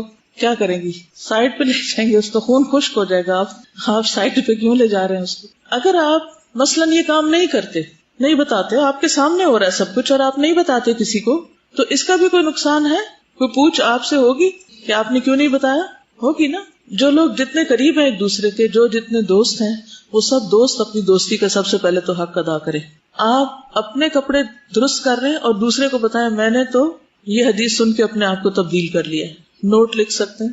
اچھا، یہ کیوں کہا گیا کہ یہ عورتیں سیدھے راستے سے بہکانے والی ہیں؟ ایسی عورتوں کی یہ صفت کیوں بتائی گئی ہے؟ ایسے لوگوں کو دیکھ کے کہتے ہیں ٹرینڈ سیٹر. ٹھیک ہے، یعنی عورت کے اندر تو ویسے ہی ایک اٹریکشن ہے اور اگر وہ اپنے آپ کو ایکسپوز کرتی ہے تو دوسروں کے لیے بھی فتنہ بنتی. جو اپنے آپ کو ڈھانکنے والے ہیں وہ بھی آہستہ آہستہ دیکھ کر بھی یہ بھی تو قرآن پڑھتی ہے اور یہ بھی اتنا کچھ جانتی ہے اور یہ تو بہت ذہین ہے اور بہت سمجھدار ہے، تو اگر یہ اس طرح کا ڈریس پہن رہی تو میں بھی ایسے ہی پہن لیتی ہوں. کہا کہ سیدھے راستے سے بہکانے والی ہیں اور خود بھی بھٹکی ہوئی ہیں. ان عورتوں کے سر بختی اونٹوں کی طرح ہوتے ہیں. وہ عورتیں جنت میں داخل نہ ہوں گی، نہ جنت کی خوشبو پا سکیں گی، حالانکہ جنت کی خوشبو اتنی مسافت سے محسوس کی جا سکتی. یعنی جنت میں جانا تو دور کی بات، جنت کی جھلک بھی نہ دیکھ پائیں گی، جنت کی کسی بھی چیز کے قریب نہ جائیں گی. جی کوشچن کرنا کہ آپ اس کو کیسے جسٹیفائی کرتے ہیں؟ بہت ہمبلی بات کریں، خیر خواہی سے بات کریں کہ اس کو ہم کیسے جسٹیفائی کریں گے. ایک تو یہ ہو سکتا ہے کہ میرے پاس تو کوئی اور کپڑے ہی نہیں ہے، سارے اس طرح کے سلے ہوئے ہیں، کیونکہ اب جب ٹرینڈ بدلتا ہے تو ہم ایک مردانہ شباہت والے بھی پہننا شروع کر دیتے ہیں. عورتوں اور مردوں کے لباس میں کچھ خاص فرق نہیں رہتا. پھر اس کے بعد یہ ہے کہ بعض اوقات اتنے ٹائٹ ہوتے ہیں کہ پوری ٹانگ نظر آ رہی ہوتی ہے. پھر اس کے ساتھ یعنی کہ قمیصوں کے چوک اتنے لمبے ہوتے ہیں کہ وہ سب کچھ ہی دکھائی دے رہا ہوتا ہے. تو اگر عمل نہیں کرنا تو اس پڑھنے کا کیا فائدہ ہے؟ تو آپ سیف سائڈ یہ کر سکتے ہیں کہ پڑھنا چھوڑ دیں، لیکن اس سے بچ جائیں گے پڑھنا چھوڑ کے. جہالت سے انسان کسی کامیابی کے درجے کو پہنچتا ہے. عام طور پر دینی سرکل کے لوگ یہ جسٹیفیکیشن دینے لگتے ہیں کہ ہم تو عورتوں کے سرکل میں ہی ہیں یہاں پر، اس لیے کوئی فرق نہیں پڑتا. لیکن کیا آپ کو پتا ہے کہ عورت کے سامنے بھی کتنا حصہ کھول سکتے ہیں اور کتنا نہیں؟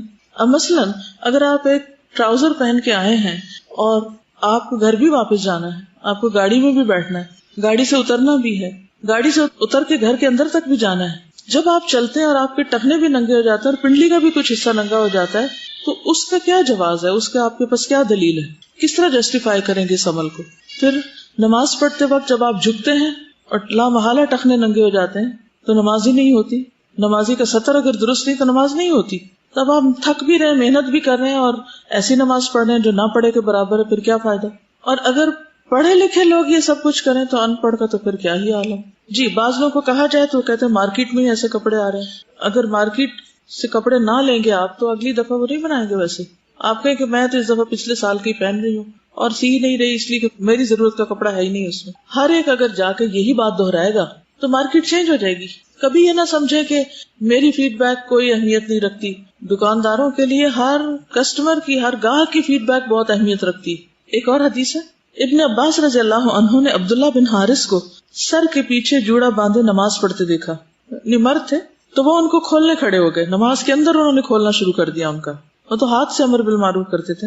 جب وہ نماز سے فارغ ہوئے تو ابن عباس کی طرف وہ متوجہ ہوئے اور کہا تم نے میرا سر کیوں چھیڑا؟ تو ابن عباس نے فرمایا کیونکہ میں نے رسول اللہ صلی اللہ علیہ وسلم کو فرماتے ہوئے سنا ہے کہ اس طرح جوڑا باندھ کر نماز پڑھنے کی مثال ایسی ہے جیسے کوئی مشقیں باندھے نماز ادا کر رہا ہو، یعنی کہ کوئی بیڑیوں میں نمازیں پڑھ رہا ہو. پھر عورتوں سے متعلق ہی ایک اور چیز، رسول اللہ صلی اللہ علیہ وسلم نے فرمایا آخری زمانہ میں ایک قوم ہوگی جو کہ سیاہ خضاب لگایا کریں گے، یعنی ہیئر ڈائی بلیک کلر کا، جیسے کبوتروں کے سینے ہوتے ہیں. وہ لوگ جنت کی خوشبو بھی نہیں پائیں گے. یعنی مرد بھی ہو سکتے ہیں جو سروں پہ بالکل ڈارک بلیک کلر کا خضاب لگائیں. تو یعنی ہیئر ڈائی کر سکتے ہیں آپ، لیکن بالکل کالے سیاہ رنگ کے ساتھ نہیں، اس سے منع کیا گیا. پھر بیوی کا کاروبار میں شوہر کی مدد کرنا. رسول اللہ صلی اللہ علیہ وسلم نے فرمایا قیامت کے قریب سلام صرف پہچان کے لوگوں کو کیا جانے لگے گا. تجارت پھیل جائے گی، حتیٰ کہ عورت بھی تجارتی معاملات میں اپنے خاوند کی مدد کرنے لگے گی، قطع رحمی ہونے لگے گی، یعنی رشتہ داریوں کا خیال نہیں رکھا جائے گا، جھوٹی گواہی دی جانے لگے گی، سچی گواہی کو چھپا دیا جائے گا، اور قلم کا چرچا ہوگا. اس کا کیا معنی ہے؟ قلم کا چرچا ہوگا. میڈیا، پرنٹ میڈیا، کبھی آپ دیکھیں نا صبح صبح جو ایک اخبار آتی ہے، اردو اخباریں خیر بہت پتلی چھوٹی چھوٹی، لیکن بعض ممالک میں اخباروں کا والیوم اتنا ہوتا ہے کہ جیسے ایک کتاب جتنا مواد ان میں شائع ہوا ہوتا ہے ایک دن کے اندر. تو میں سوچتی ہوں کہ لکھنے والے کتنے زیادہ ہیں، اور پھر ایک رات کے اندر اس کو پرنٹ کر کے ایک ایک گھر تک صبح سویرے ڈلیوری ہو جاتی ہے. لوگ اٹھتے ہیں آنکھیں ملتے اور سب سے پہلے اخبار کی طرف ہاتھ پکڑتے ہیں کہ آج کی نئی تازہ خبریں کیا ہیں. یعنی ہر چیز سے زیادہ ان کو اس سے دلچسپی ہوتی ہے. اور اس کے علاوہ بھی یہ ہے کہ اوور آل بھی پڑھائی لکھائی زیادہ ہو جائے گی، کیونکہ اس دور میں نبی صلی اللہ علیہ وسلم کے دور میں قلم کا چرچا نہیں تھا. زیادہ تر لوگ اشعار وغیرہ زبانی یاد کر لیا کرتے تھے. قرآن مجید بھی زبانی زیادہ یاد کیا گیا اس دور میں. ایک وجہ تو یہ بھی تھی کہ کاغذ نہیں تھا، پھر یہ کہ احادیث بھی لوگ زبانی یاد کیا کرتے تھے. لیکن اس کے بعد یہ کہ تحریری شکل میں چیزیں آنے لگی، مگر پھر ایسے دور کی بات کی گئی ہے کہ جس میں اور کثرت سے یہ کام ہونے لگے گا. پچھلی حدیث میں جو مسند احمد کی تھی، قیامت کے قریب سلام صرف پہچان کے لوگوں کو کیا جانے لگے گا. وہ ویری کامن. تجارت پھیل جائے گی، بزنس بہت عام ہو جائے گا. اب آپ دیکھیں کہ لوگ گھر بیٹھ کے بھی بغیر کچھ دکان لگائے بزنس کر سکتے ہیں. حتیٰ کہ عورت بھی تجارتی معاملات میں خاوند کی مدد کرنے لگے گی. یہ ضروری نہیں کہ برے ہی سینس میں اس کو لیا جائے، لیکن یہ ہوگا کہ عورتیں بھی اس فیلڈ میں آگے آ جائیں گی. قطع رحمی ہونے لگے گی. آپ کو معلوم ہے کہ خاندان کون جوڑتا ہے، رشتے کون جوڑتا ہے؟ عام طور پہ عورت. اور اگر عورت اتنی مصروف ہے اپنے بزنس میں کہ اس کو رشتے داروں کی خبر لینے کا وقت ہی نہیں، کسی کو پوچھنے کا، تو اس سینس میں پھر وہ غلط ہو جائے گا. لیکن اگر وہ اپنے ان تعلقات کو بھی صحیح نبھا رہی ہے اور کہیں اپنے شوہر کی مدد کر رہی ہے تو مدد کرنے میں برائی نہیں ہے. نبی صلی اللہ علیہ وسلم کے زمانے میں کئی صحابیات کے بارے میں ملتا ہے. مثلا حضرت عبداللہ بن مسعود کی وائف جو تھی زینب، وہ اپنے ہاتھ سے کام کاج کیا کرتی تھی اور اپنے گھر والوں پہ خرچ کرتی تھی. جب آپ نے صدقے کے بارے میں پڑھا تو انہوں نے کہا کہ میں اب آپ کو نہیں دوں گی، باہر کسی کو دوں گی. تو پھر حضرت عبداللہ بن مسعود نے کہا کہ تم پہلے نبی صلی اللہ علیہ وسلم سے مشورہ کر لو. یعنی کام تو اس دور میں بھی کرتی تھی، لیکن ہر عورت نہیں کرتی تھی. اب یہ ہے کہ اس وقت آپ دیکھیں کہ بہت سارے ایسے سبجیکٹس جو کل تک صرف لڑکوں کے لیے شمار ہوتے تھے، اب اس میں لڑکیاں زیادہ ہو گئی ہیں. صرف لڑکیاں ہو نہیں گئی، لڑکیاں زیادہ ہو گئی. اب آپ دیکھیے کہ جب ایک خاص سبجیکٹ میں مثلا بزنس اسٹڈیز میں ہی یا کوئی بھی ایسا شعبہ کہ جس کے بعد عورتوں کو کام کرنا ہے، کیونکہ بہت سی اسٹڈی صرف کیریئر بنانے کے لیے کی جاتی، ٹھیک. اب اگر وہ کیریئر بنانے ہی کی غرض سے کی جا رہی ہیں تو خود سوچے کہ جتنی ویرائٹی ہے اس میں، اور اس کے بعد سب عورتیں جس طرح مارکیٹ میں آئیں گی تو آبویسلی مردوں کی جابز جو ہیں ان پہ اثر تو پڑے گا. پھر یہ ہے کہ ٹھیک ہے، کہیں ایسے الفاظ میں عورت کو منع نہیں کیا گیا کوئی بزنس نہ کرے یا کیریئر اختیار نہ کرے، لیکن کوئی بھی کام کرنے سے پہلے یہ ضرور دیکھ لے کہ اس سے آپ کے فرائض کتنے متاثر ہو رہے ہیں، آپ کی اپنی بنیادی ذمہ داریاں، کیونکہ ان کے بارے میں تو پوچھو گی. مثلا کہ شوہر کا حق نہیں دیا تو پوچھو گی، بچوں کی تربیت نہیں کی تو پوچھو گی، لیکن اگر بزنس نہیں کیا تو پوچھو گی، پوچھ نہیں ہوگی. اگر کوئی عورت شادی نہیں کرتی ہے، نہ کرنا آپٹ کرتی ہے، یا اس کی شادی نہیں ہوتی، وہ ایک الگ ایشو ہے، ٹھیک ہے نا.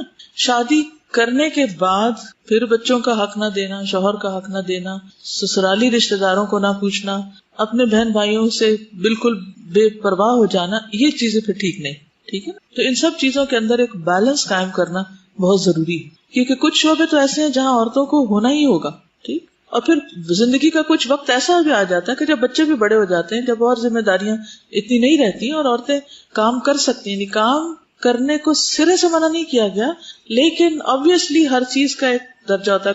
جتنی آپ کی ذمہ داریاں ان سب کو اگر آپ 10 پوائنٹس کی شکل میں لکھ لیں تو آپ یہ پھر بتائیے کہ نمبر 1 آپ کا کون سا کام آتا ہے، نمبر 2، نمبر 3، نمبر 4، اور کون سی چیزیں ہیں جو آپ کچھ کر ہی نہیں رہے، وہ ٹھیک نہیں. اور خاص طور پر جو شریعت کی حدود ہیں، جائز اور ناجائز کی، حلال اور حرام کی، وہ بھی پھر مد نظر رکھی جائیں گی. بہرحال، اور پھر جھوٹی گواہی دی جانے لگے گی، سچی گواہی کو چھپایا جائے گا اور قلم کا چرچا ہوگا. اس میں آپ دیکھیے تقریباً ساری علامتیں باقی جو ہیں وہ اسی طرح ہی بیان ہوئی ہیں کہ ناپسندیدہ امور ظاہر ہو جائیں. قلم کی تو اللہ تعالیٰ نے قسم کھائی، ایسا نہیں کہ اللہ نے لکھنے سے منع کیا ہے، یہ لکھنا نہیں چاہیے یا کسی کو رائٹر نہیں ہونا چاہیے، یہ نہیں مطلب یہ ہے کہ جتنا کچھ لکھا جا رہا ہے کیا اتنا پڑھا بھی جا رہا ہے. بے مقصد چیزیں کتنی لکھی جا رہی ہیں، عزتیں بھی اچھالی جاتی ہیں اور مس یوز بھی اس کو کیا جاتا ہے. خیر وہ تو ہر چیز کے اندر ہی دونوں چیزیں پائی جاتی ہیں، لیکن سوال یہ پیدا ہوتا ہے کہ نبی صلی اللہ علیہ وسلم کے فرمانے کا اصل مقصد کیا ہو سکتا ہے. دیکھیے زندگی کتنی تھوڑی ساری ہے، چھوٹی سی زندگی ہے، اور اگلا امتحان بہت سخت ہے. دنیا کے کسی بھی امتحان سے بڑا امتحان ہے جو مرنے کے بعد ہم سب کو پیش آنے والا ہے. اگر کوئی چیز بھی ہمیں اپنے اندر اتنا مشغول کر لیتی ہے کہ ہم اس سے غافل ہو جاتے ہیں، اس سے بڑا کوئی نقصان نہیں، چاہے وہ قلم ہو، چاہے وہ پھر بزنس ہو، یا پھر کوئی اور چیزیں ہوں. ایون اگر آپ کہتے ہیں کہ ایک طرف اگر قطع رحمی منع ہے نا، حرام ہے، تو دوسری طرف فیملی میں ٹو مچ انوالومنٹ اور سارا انٹرسٹ فیملی کے اندر ہی ہونا وہ بھی منع ہے. لا تلکم اموالکم ولا اولادکم عن ذکر اللہ ومن یفعل ذلک فاولئک هم الخاسرون. یہ بھی درست نہیں، اس کی بھی اجازت نہیں. تو ہر چیز میں اعتدال ہی ٹھیک ہے. پھر کچھ عجیب و غریب واقعات کا ہونا قیامت کے قریب. رسول اللہ صلی اللہ علیہ وسلم نے فرمایا، اس ذات کی قسم جس کے ہاتھ میں میری جان ہے، قیامت اس وقت تک قائم نہ ہوگی جب تک درندے انسانوں سے باتیں نہ کرنے لگیں. جانور انسانوں سے باتیں کریں گے اور انسان سے اس کے کوڑے کا دستہ، کوڑا ہوتا نا ہنٹر، اس کا جو ہینڈل ہے، اور جوتے کا تسمہ باتیں نہ کرنے لگے. اب دیکھیے کہ ایک وقت تھا کہ جس میں جب فون ایجاد ہوا، اب آپ دیکھیے کہ فون جو پہلے تھے جن کے ساتھ تار لگی ہوتی تھی، یا یہ جو آپ کا مائک ہے، اس کی شکل کیسے بن جاتی ہے؟ کوڑے کا دستہ ہی ہے نا ایک طرح سے. اچھا، پھر اس کے بعد آپ دیکھیے کہ اب موبائلز کا دور آ گیا ہے. پھر موبائلز کے بعد اب ایسا دور آ رہا ہے کہ جس میں مختلف جو ضرورت کی چیزیں ہیں انہی کے اندر ہی ایسے سسٹم لگے ہوئے ہیں کہ آپ ان کے پاس بیٹھے ہیں اور ان کے اندر باتیں کر رہے ہیں، بجائے اس کے کہ الگ سے فون نام کی چیز ہو، مثلا پین کے اندر، مثلا کیلکولیٹر کے اندر. اب آپ دیکھیے کہ کمپیوٹر اور فون کو تو اکٹھا کر ہی دیا گیا، اسی طرح اور بھی بہت سی چیزوں کو مرج کر دیا جائے گا. ہیڈ فونز جو لگاتے ہیں آپ، بالکل لٹرلی بھی ایسا ہو سکتا ہے کہ وہ بولیں. فون کی آپ نے بات کی، جاپان میں ایک ایسی نئی انوینشن ہوئی ہے کہ وہ آپ کے ہاتھوں کے اندر سینسرز فٹ کر دیتے ہیں. آپ بس اب دیکھیں اس وقت ایپل میں ایک ایسی اپلیکیشن آ چکی ہے کہ جس میں آپ کی نیند کو وہ مانیٹر کرتی ہے. یعنی اگر آپ نے الارم لگانا ہے نا، تو انسان کی جو سونے کا ہوتا ہے نا کہ مختلف فیزز ہوتے ہیں نا، ایک ابتدائی نیند ہوتی ہے، پھر اس کے بعد آپ گہری نیند میں جاتے ہیں، پھر اس کے بعد دوبارہ آپ جیسے سائڈ بدلتے ہیں، پھر وہ ہلکی نیند، پھر گہری نیند. تو وہ اگر آپ پاس رکھتے ہیں اپنے فون تو وہ آپ کو دیکھتا رہتا ہے، یعنی کہ آپ کی جو وائبز ہیں اس تک جاتی ہیں اور وہ مانیٹر کرتا ہے کہ آپ کا کس وقت اٹھنا زیادہ بہتر ہے. آپ یک ایک دم گہری نیند سے نہ اٹھیں اور اس وقت وہ الارم بجتا ہے جب آپ کا اٹھنا زیادہ مناسب ہے. تو اس کے بعد آپ پھر وہ تھکاوٹ یا وہ شوق نہیں محسوس کرتے. اور جوتے کا تسمہ باتیں نہ کرنے لگے. جوتے کا تسمہ اس سے باتیں کرے گا، ہو سکتا ہے کہ وہ اس کو رپورٹ کرے دن بھر کی. ایپورٹ کا ایک گیجٹ ہے، وہ ایسا ہے کہ جو ایتھلیٹس کے لیے ہے، اور آپ جب تک رننگ کرتے رہتے ہیں تب تک آپ کا میوزک چلتا رہے گا آپ کے. جب آپ رک جائیں گے تو آپ کا میوزک بھی رک جائے گا. It's just like your less talking. پھر اور اس کی ران اسے بتائے گی، وَيُخْبِرُهُ فَخِذُهُ بِمَا أَحْدَثَ أَهْلُهُ بَعْدَهُ، کہ اس کے پیچھے اس کے اہل خانہ نے کیا کیا کیا. آپ کو معلوم ہے کہ اب بعض قیدیوں کے اندر وہ چپ ڈال دی جاتی ہے جس سے وہ سارا ان کا ڈیٹا بھی پتہ چلتا ہے، اور اگر وہ کہیں پر بھی ہوں تو آپ ان کو ٹریس کر سکتے ہیں. یعنی ان کو چھوڑنے کے بعد بھی. گھروں کی خوبصورتی، مزین گھر. سلسلہ صحیحہ کی حدیث ہے، نبی صلی اللہ علیہ وسلم نے فرمایا، قیامت اس وقت تک قائم نہ ہوگی جب تک لوگ اپنے گھروں کو اسٹیج کی طرح مزین نہ کریں گے. اسٹیج جو ہوتا ہے کہیں بھی کسی بھی ہال میں، اس کو ڈیکوریٹ کیا جاتا ہے. کبھی دیکھا ہے ڈیکوریٹڈ اسٹیج شادیوں وغیرہ میں؟ تو وہ تو ایک مخصوص حصہ ہوتا ہے نا جس میں دلہن کو بٹھانا ہوتا ہے یا مخصوص لوگ آ کے بیٹھتے ہیں. لیکن ایک وقت ایسا آئے گا کہ پورا گھر ہی اتنا ڈیکوریٹڈ ہوگا جسٹ لائک اسٹیج، یعنی ڈیکوریشن پیس ہوگا. جیسے سبحان اللہ، وہ بتا رہی ہے کہ اب گھروں کی ڈیکور اس طرح بدلی جاتی ہے کہ ہر 3 مہینے کے بعد سردیوں میں گرمیوں میں پورا ڈریس ڈرائنگ روم کا اور اس کا چینج کر دیا جاتا ہے. تو گھر بھی وہ اس طرح کے بنا دیں گے. اٹس ناٹ پریکٹیکل ہاؤسز، یعنی جہاں سے بھی گزریں گے آپ کو احتیاط سے گزرنا پڑے گا کہ کہیں کچھ ڈھا نہ دیں. نبی صلی اللہ علیہ وسلم نے فرمایا، قیامت اس وقت تک قائم نہ ہوگی جب تک پہاڑ اپنی جگہ سے زائل نہ ہو جائیں گے. یہ بھی ہو سکتا ہے کہ پہاڑ کاٹ کاٹ کے بڑے بڑے ہائی ویز بنا دیے جائیں، یا یہ کہ ان کو کرش کر کے کچھ اور ان سے نکال لیا جائے، یعنی اپنی جگہ سے ہٹ جائیں گے. میرے کزن ہے، وہ چائنا جا رہے تھے بائی کار، تو وہ بتا رہے تھے کہ وہاں سے ہم روڈ پہ جا رہے تو ایک دم سے روڈ آگے سے ختم ہو گئی. تو ہم نے پوچھا تو جو وہاں پہ لوگ رہتے تھے انہوں نے کہا کہ وہ 1 مائل جو آگے سڑک ہے نا، یہ پہاڑ آگے ہو گیا. ایک ویڈیو بھی تھی یوٹیوب پہ جس میں پہاڑ باقاعدہ چل رہا ہے، موو کرتا جا رہا ہے، لوگ بھاگ رہے. اور یہاں پر فرمایا کہ بڑے بڑے پہاڑ اپنی جگہ سے زائل نہ ہو جائیں.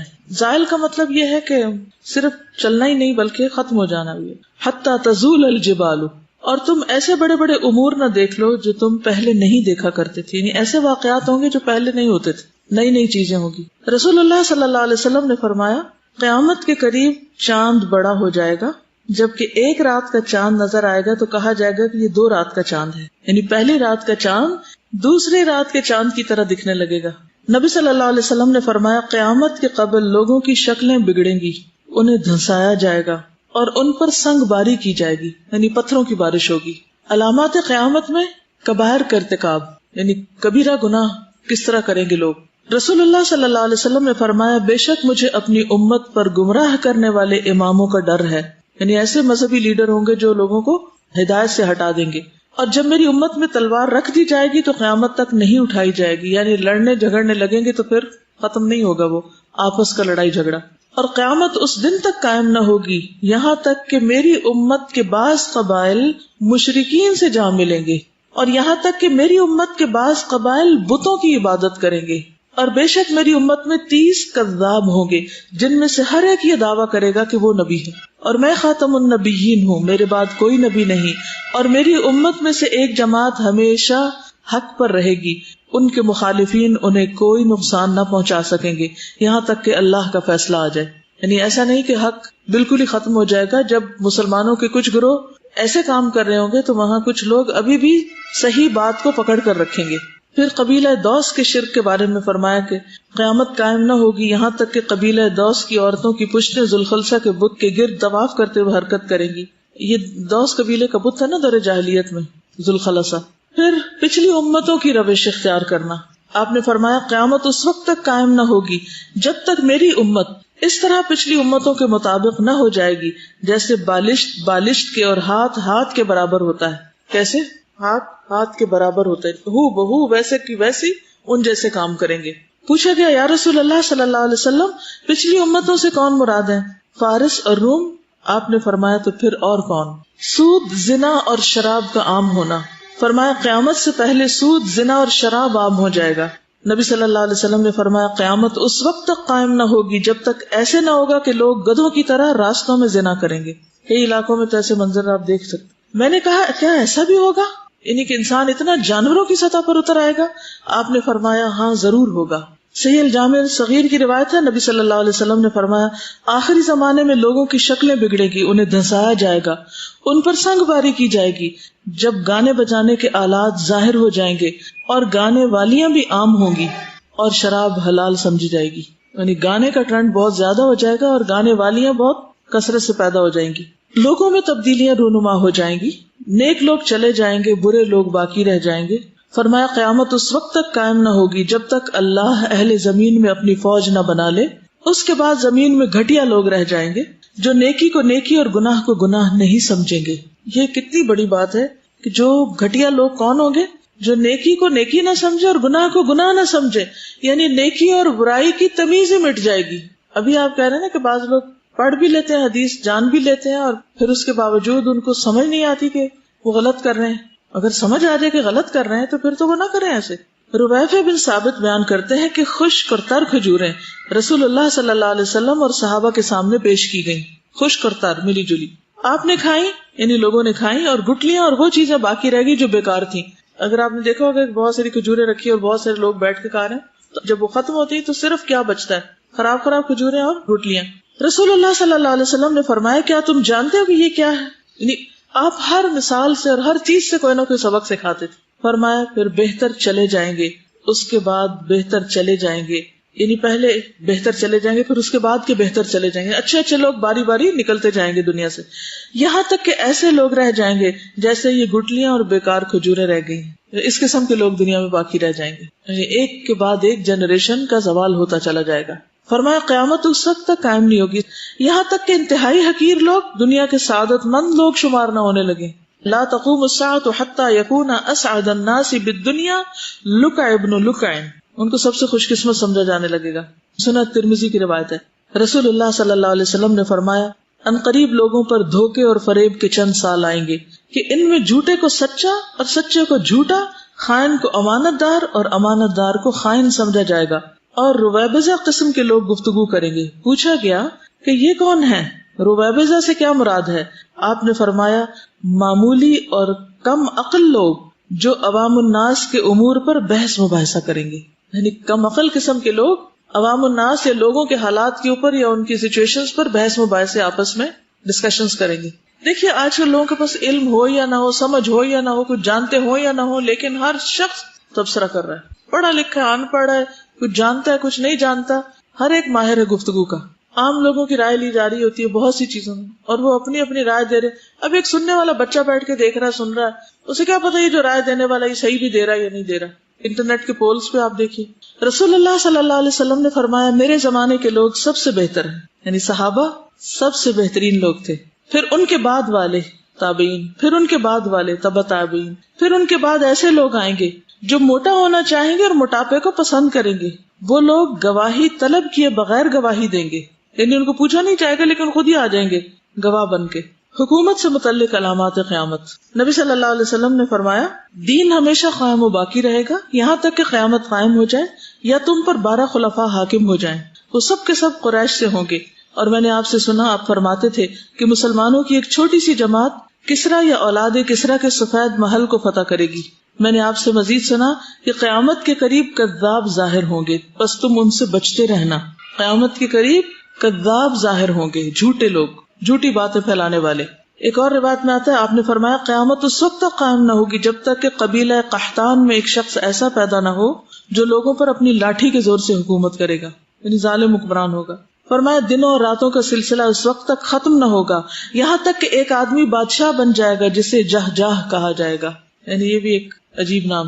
پھر امت کے آخر میں ایک خلیفہ ہوگا جو بغیر شمار کیے لب بھر بھر کر لوگوں کو دے گا، یعنی اچھے لوگ بھی آئیں گے بیچ بیچ میں. ایک اور روایت میں مسند احمد کی علامات قیامت میں یہ بات بھی شامل ہے کہ بکریوں کے چرواہے لوگوں کے حکمران بن جائیں گے. برہنہ یا ننگے بھوکے لوگ بڑی بڑی عمارتوں میں ایک دوسرے پر فخر کرنے لگیں گے اور لونڈی اپنے مالک یا مالکن کو جنم دینے لگے گی. نبی صلی اللہ علیہ وسلم نے فرمایا تم پر ایسے امراء ضرور آئیں گے جو شریر لوگوں کو اپنے قریب کر لیں گے اور نمازوں کو اپنے اوقات سے مؤخر کریں گے. تو جو کوئی تم میں سے ان کا دور پالے تو نہ ایسی حکومت کا نمائندہ بنے، نہ سپاہی بنے، نہ ٹیکس جمع کرنے والا، نہ خزانچی. ٹھیک ہے، عہدہ نہ لے ایسی حکومت میں. کوئی کس حکومت میں عہدہ نہ لے؟ جو نمازوں کو مؤخر کرے اور جو پڑھے ہی نہ. بے رحم پولیس. میری امت کے آخری زمانے میں ایسے لوگ منظر عام پر آئیں گے ان کے پاس گائے کے دم کی طرح کوڑے ہوں گے. وہ صبح بھی اللہ تعالیٰ کی ناراضگی میں کریں گے اور شام بھی اس کے غیظ و غضب میں کریں گے. سلسلہ صحیح حدیث. آخری زمانے میں ایسی پولیس ہوگی فی آخر الزمان شرطۃ یغدون فی غضب اللہ ویروحون فی سخط اللہ، جو صبح بھی اللہ کی ناراضگی میں کرے گی اور شام بھی اللہ کی ناراضگی میں کرے گی، یعنی ظلم ڈھانے والے، رشوت کھانے والے. پھر کچھ فتنے ہوں گے. نبی صلی اللہ علیہ وسلم نے فرمایا دنیا میں مصیبت اور آزمائش کے علاوہ کچھ باقی نہیں رہا. اور یہ ایک حقیقت ہے، ہر شخص کے اوپر کسی نہ کسی طرح کوئی نہ کوئی امتحان ہے. نبی صلی اللہ علیہ وسلم نے فرمایا بے شک تمہاری اس امت کی عافیت ابتدائی حصہ میں ہے، اس کا آخر ایسی مصیبتوں اور امور میں مبتلا ہوگا جسے تم ناپسند کرتے ہو. ایسا فتنہ آئے گا کہ مومن کہے گا یہ میری ہلاکت ہے، پھر وہ ختم ہو جائے گا تو دوسرا ظاہر ہوگا. مومن کہے گا یہی میری ہلاکت کا ذریعہ ہوگا. جس کو یہ بات پسند ہو کہ اسے جہنم سے دور رکھا جائے اور جنت میں داخل کیا جائے تو چاہیے کہ اس کی موت اس حال میں آئے کہ وہ اللہ اور یوم آخرت پر ایمان رکھتا ہو، یعنی ان فتنوں میں نہ پڑے، ان سے بچنے کی کوشش کرے اور اپنے ایمان کی سلامتی کی فکر کرے. حذیفہ بن یمان کہتے کہ رسول اللہ صلی اللہ علیہ وسلم ایک مجلس میں تھے جس میں بھی موجود تھا. تو رسول اللہ صلی اللہ علیہ وسلم نے فتنوں کو شمار کرتے ہوئے فرمایا ان میں 3 ایسے ہیں جو کسی بھی چیز کو نہ چھوڑیں گے. ان میں سے کچھ فتنے گرمی کی ہواؤں کی طرح ہوں گے، ان میں سے بعض چھوٹے اور بعض بڑے ہوں گے، یعنی ہر شخص کسی نہ کسی طرح متاثر ہوگا. اور بعض میں تو آپ نے یہ بھی فرمایا کہ ایسے وقت لوگوں کے لیے بہتر ہوگا کہ وہ اپنی بکریاں لے کے کسی وادی یا کسی پہاڑ پہ جا کے پناہ لیں اور فتنوں سے الگ ہو جائیں. نبی صلی اللہ علیہ وسلم نے فرمایا جبکہ ہم فرش یا چٹائی پہ بیٹھے ہوئے تھے بے شک ان قریب فتنہ ہوگا. صحابہ نے کہا اللہ کے رسول صلی اللہ علیہ وسلم اس میں ہمیں کیا کرنا چاہیے؟ آپ نے اپنا ہاتھ چٹائی کی طرف لمبا کیا اور اس کو پکڑ لیا اور فرمایا اس طرح کرنا. پھر ایک دن آپ نے فرمایا بے شک ان قریب فتنہ ہوگا، لیکن اکثر لوگ آپ کا ارشاد سن نہ سکے. تو معاذ بن جبل نے کہا لوگوں تم سن نہیں رہے کہ رسول اللہ صلی اللہ علیہ وسلم کیا فرما رہے ہیں؟ انہوں نے کہا کیا فرمایا؟ آپ نے فرمایا بے شک ان قریب فتنہ ہوگا. انہوں نے کہا اللہ کے رسول صلی اللہ علیہ وسلم ہمارے لیے کیا حکم ہے، ہم اس وقت کیا کریں؟ آپ نے فرمایا اپنے پہلے معاملے کی طرف لوٹ آنا. اس کا کیا مطلب ہے پہلے معاملے کی طرف آ جانا؟ ایک قرآن و سنت کو مضبوط پکڑ لینا. پھر ایک جگہ پر قبیلہ مضر کی طرف سے فتنے کی خبر دی آپ نے.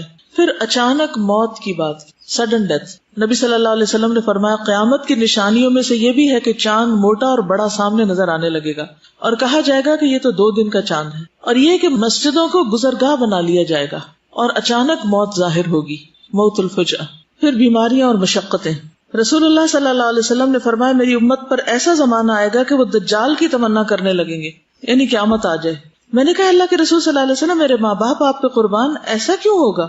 آپ نے فرمایا تکلیفوں اور مشقتوں کی وجہ سے۔ لوگ کیا چاہیں گے؟ بس اب اس دنیا کا خاتمہ ہی ہو جائے تو بہتر ہے۔ کذابوں کی کثرت ہو جائے گی، 30 جھوٹے دجال ہوں گے، یعنی کذاب۔ پھر قتل عام ہو جائے گا، پیچھے بھی حدیث گزر چکی۔ پھر اپنوں کو قتل کیا جائے گا۔ نبی صلی اللہ علیہ وسلم نے فرمایا قیامت اس وقت تک قائم نہ ہوگی جب تک آدمی اپنے پڑوسی، اپنے بھائی اور باپ کو قتل نہ کرے گا، یعنی رشتوں کا بھی احترام ختم ہو جائے گا۔ پھر کچھ جغرافیائی تبدیلیاں ہوگی، یعنی زمین کا جغرافیہ بدل جائے گا۔ عرب میں دریاؤں اور نہروں کا آنا، فرمایا قیامت اس دن تک قائم نہ ہوگی جب تک سرزمین عرب دریاؤں اور نہروں سے لبریز نہ ہو جائے، یعنی تھوڑی بہت بھی نہیں، بہت زیادہ ہو جائیں گی۔ مدینہ کا ویران ہو جانا، رسول اللہ صلی اللہ علیہ وسلم نے فرمایا لوگوں پر ایسا زمانہ آئے گا آدمی اپنے چچا زاد بھائیوں اور رشتہ داروں کو بلا کر کہیں گے کہ جس جگہ آسانی اور سہولت ہو اس جگہ کوچ کر چلو، امیگریشن کر لو، اور مدینہ ان کے لیے بہتر ہے، کاش کہ وہ لوگ جان لیں۔ اس ذات کی قسم جس کے ہاتھ میں میری جان ہے، جو بھی مدینہ سے اعراض کرتے ہوئے نکلے گا، منہ موڑ کے مدینہ چھوڑ کے کہیں اور جائے گا، تو اللہ اس شخص کی جگہ اسے آباد کرے گا جو اس سے بہتر ہوگا، یعنی ان کی جگہ اس سے بہتر لوگ لے لیں گے۔ آگاہ رہو، مدینہ ایک بھٹی کی طرح ہے جو خبیث چیز یعنی میل کچیل کو باہر نکال دیتا ہے، اور قیامت قائم نہ ہوگی یہاں تک کہ مدینہ اپنے میں سے برے لوگوں کو باہر نکال پھینکے گا، جس طرح بھٹی لوہے کے میل کچیل کو باہر نکال دیتی ہے۔ کوئی منافق وہاں نہ رہ سکے گا، سب باہر نکل جائیں گے۔ رسول اللہ صلی اللہ علیہ وسلم نے فرمایا تم لوگ مدینہ کو بہتر حالت میں چھوڑ جاؤ گے، پھر وہ ایسا اجاڑ ہو جائے گا کہ پھر وہاں وحشی جانور درند اور پرند بسنے لگیں گے، اور آخر میں مزینہ کے 2 چرواہے مدینہ آئیں گے تاکہ اپنی بکریوں کو ہانک لے جائیں، لیکن وہاں انہیں صرف وحشی جانور نظر آئیں گے، یہاں تک کہ جب وہ سنیت الوداع تک پہنچیں گے تو اپنے منہ کے بل گر پڑیں گے۔ پھر دریائے فرات سے سونے کا پہاڑ برآمد ہونا اور قتل و غارت، فرمایا ان قریب دریائے فرات سے سونے کا ایک پہاڑ برآمد ہوگا، جب لوگ اس کے بارے میں سنیں گے تو اس کی طرف روانہ ہو جائیں گے، بس جو لوگ اس کے پاس ہوں گے وہ کہیں گے کہ اگر ہم نے لوگوں کو چھوڑ دیا تو وہ سارے کا سارا لے جائیں گے، اس پر وہ قتل اور قتال کریں گے، بس ہر 100 میں سے 99 آدمی قتل کر دیے جائیں گے۔ اس سونے کے پہاڑ کے پیچھے اتنی زیادہ قتل و غارت ہو جائے گی۔ پھر کثرت سے بارش ہونا، قیامت اس وقت تک قائم نہ ہوگی جب تک کہ اس طرح کی بارش نہ ہوگی جس سے خیمے والے تو بچ جائیں گے مگر کچے پکے مکانات والے نہ بچ سکیں گے، یعنی بارش کی کثرت سے مکان گر جائیں گے۔ ایک اور حدیث میں فرمایا مسند احمد کی روایت کہ قیامت اس وقت تک قائم نہ ہوگی جب تک بارشیں خوب کثرت سے نہ ہوں، لیکن زمین سے پیداوار بالکل نہ ہوگی، یعنی بارشیں بہت ہوگی مگر زمین اگانے کے قابل نہیں رہے گی۔ اور آپ نے دیکھا ہوگا جب بے موسمی بارشیں ہوتی ہیں نا تو تب بھی چیزیں نہیں اگتی، فصلیں تیار نہیں ہوتی۔ زلزلوں کی کثرت ہو جائے گی۔ نبی صلی اللہ علیہ وسلم نے فرمایا عنقریب شام، یمن اور عراق میں فوجیں جمع ہو جائیں گی۔ یہ بات اللہ ہی بہتر جانتا ہے کہ نبی صلی اللہ علیہ وسلم نے پہلے کس شہر کا نام لیا تھا، شام یا یمن کا۔ آپ نے 3 مرتبہ یہ فرمایا، پھر فرمایا کہ شام کو اپنے اوپر لازم پکڑ لو، جو شخص ایسا نہ کر سکے وہ یمن چلا جائے، اس کے کنویں کا پانی پیے، کیونکہ اللہ عز و جل نے شام اور اہل شام کا میرے لیے ذمہ لیا۔ اب یہ ہے کہ یہ سب کچھ تو ہوگا، ہمیں کیا کرنا چاہیے؟ یہ چیزیں تو آپ نے بتا دی نا، یعنی آپ رحمت للعالمین تھے، اور اس رحمت کا ایک حصہ کیا ہے کہ آپ نے صرف اپنے دور کے لوگوں کی رہنمائی نہیں کی، یہ ساری باتیں بتا کے بعد والوں کی بھی رہنمائی کر دی اور خبردار کر دیا، بشیرا و نذیرا تھے۔ یہ سب ہوگا۔ جب کوئی بھی چیز ظاہر ہو تو کرنا کیا چاہیے، ہمیں کیا کرنا چاہیے؟ یعنی یہ چیزیں ہم نے پڑھ لی، ہمیں سمجھ آ گئی، پھر ہم آس پاس دیکھتے ہیں، پھر کہیں سے کچھ سنتے ہیں، اس کے بعد ہمارا طرز عمل کیا ہونا چاہیے؟ اس کا حصہ نہ بنے، فتنوں سے الگ رہیں اور قرآن و سنت کو مضبوط پکڑیں، ایمان بچانے کی فکر کریں، اللہ اور یوم آخرت پر جو ایمان ہے اس کی حفاظت کریں۔ جب فتنے ہوں تو بجائے اس کے کہ ان میں پڑھیں یا ان پہ تبصرے کریں، کیا کرنا چاہیے؟ اصلاح احوال کی فکر کریں، اپنے اعمال کی فکر کریں۔ پہلی بات تو یہ ہے کہ قیامت کو دور نہیں سمجھنا چاہیے، قیامت کو دور نہ سمجھیں۔ ہم کہتے ہیں کہ اچھا ابھی تو فلاں نشانی نہیں پوری ہوئی تو ابھی نہیں آتی قیامت۔ قیامت کسی بھی وقت آ سکتی، اور وہ نشانی کسی بھی صورت میں پوری ہو سکتی، ضروری نہیں کہ وہ نشانیاں ہم ہی ساری دیکھیں۔ پھر آپ دیکھیے کہ جیسے آپ نے فرمایا کہ قرب قیامت پہ ایسے حکمران ہوں گے جو نمازوں کو تاخیر سے پڑھے، تو ہمیں کیا کرنا چاہیے؟ نماز وقت پر پڑھ لینی چاہیے۔ پھر کذاب ظاہر ہوں گے، جھوٹے لوگ ظاہر ہوں گے، ہمیں کیا کرنا چاہیے؟